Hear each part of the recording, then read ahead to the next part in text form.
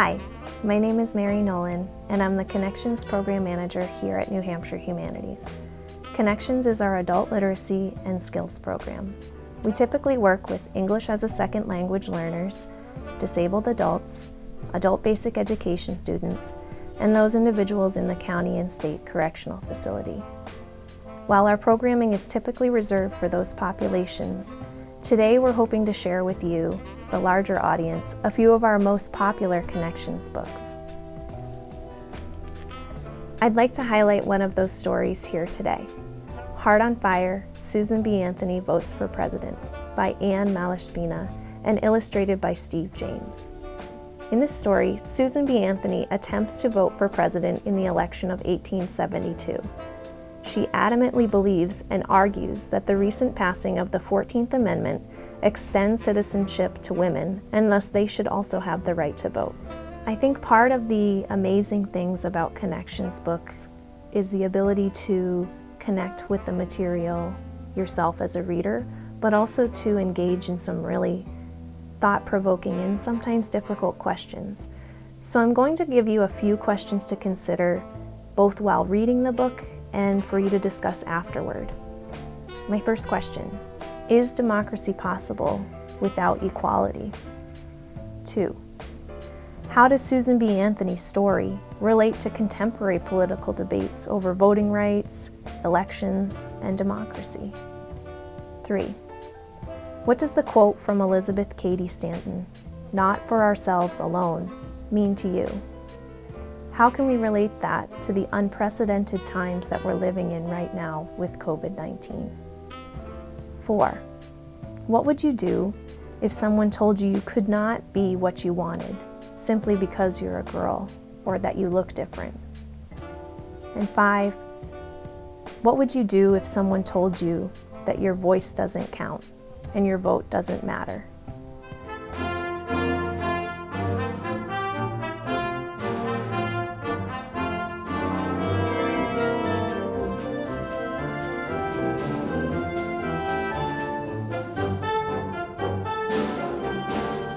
Rochester, New York, November 1st, 1872.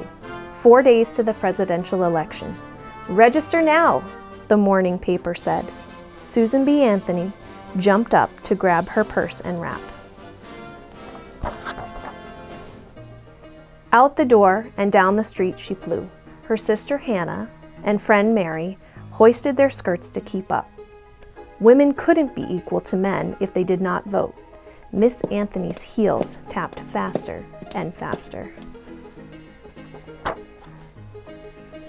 At the voter registration office, she marched in like a gust of wind. This was the moment Miss Anthony had dreamed of for so long. She demanded to register to vote. The inspectors looked up, shocked and confused. Only men could sign up to vote, not women who owned property, paid taxes, held a job, or raised children. No woman was allowed to cast a ballot. Outrageous, unbelievable, true. Miss Anthony believed women did have the right to vote because of a new law, the 14th Amendment of the Constitution. All persons born in the United States have the same rights as citizens, she told the men. Wasn't she a person and a citizen? The inspectors scratched their heads. They argued, yes, Miss Anthony's right, debated, no, women can't vote, and disagreed. Finally, one man said, sign here. It was done. Miss Anthony had registered to vote. Election Day, November 5th, 1872. Up at dawn, Miss Anthony raced to the polls at 7 a.m. sharp.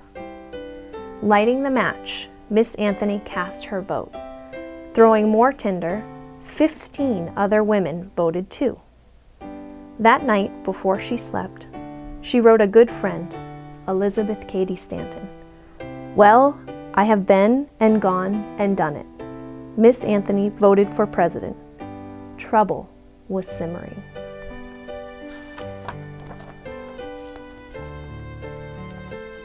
November 18, 1872.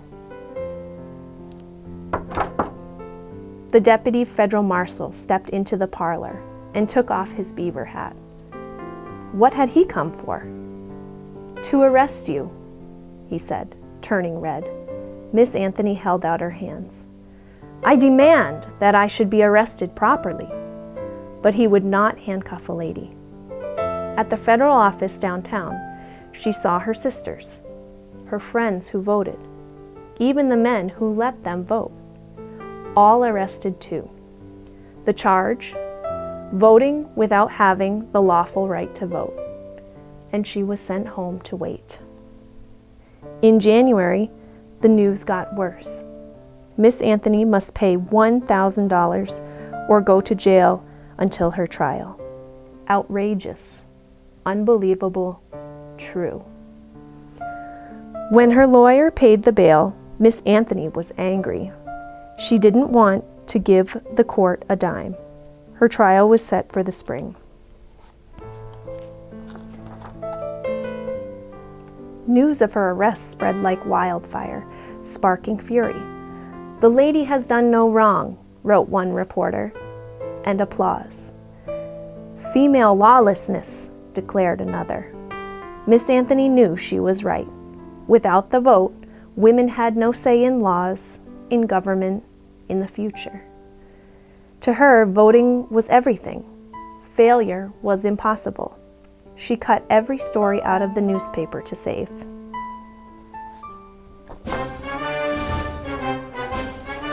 Winter, spring, 1873. As the trial drew closer, she took to the roads to argue her case. Washington, D.C., Philadelphia, Chicago, towns large and small.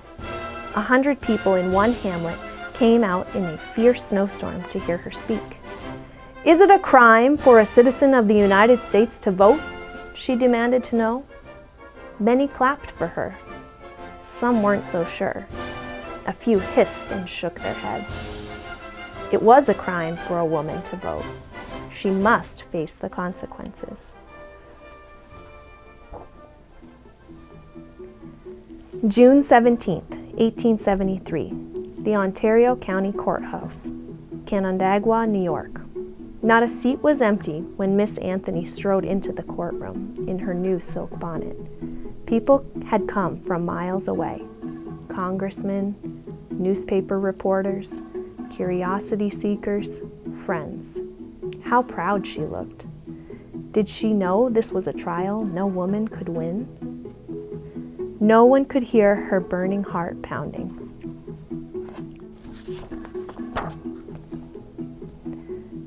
The United States versus Susan B. Anthony. Miss Anthony's lawyers defended her. I advised her that she was a lawful voter as I am, or as any other man is. The prosecutor attacked her. If she is a woman, and she voted, and voting by women is against the law, then she is guilty. The judge had heard enough. He pulled a paper from his pocket. The 14th Amendment gives no right to a woman to vote, he read out loud, and the voting by Miss Anthony was in violation of the law. He told the jury to find her guilty. The greatest outrage history ever witnessed, she wrote in her journal that night.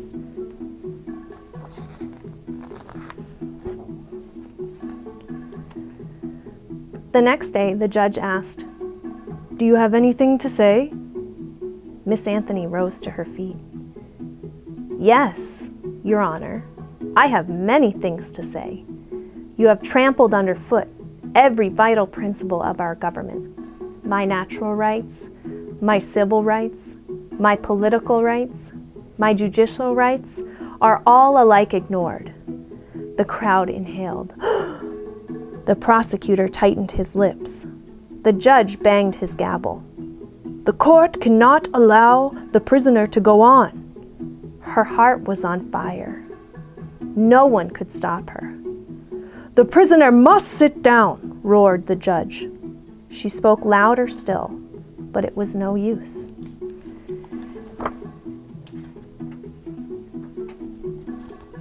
The trial was over.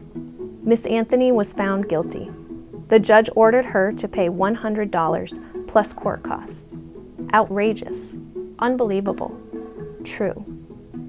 She had one more thing to say as a person and a citizen. "May I please, Your Honor," Miss Anthony said. "I shall never pay $1 of your unjust penalty." And Susan B. Anthony never did.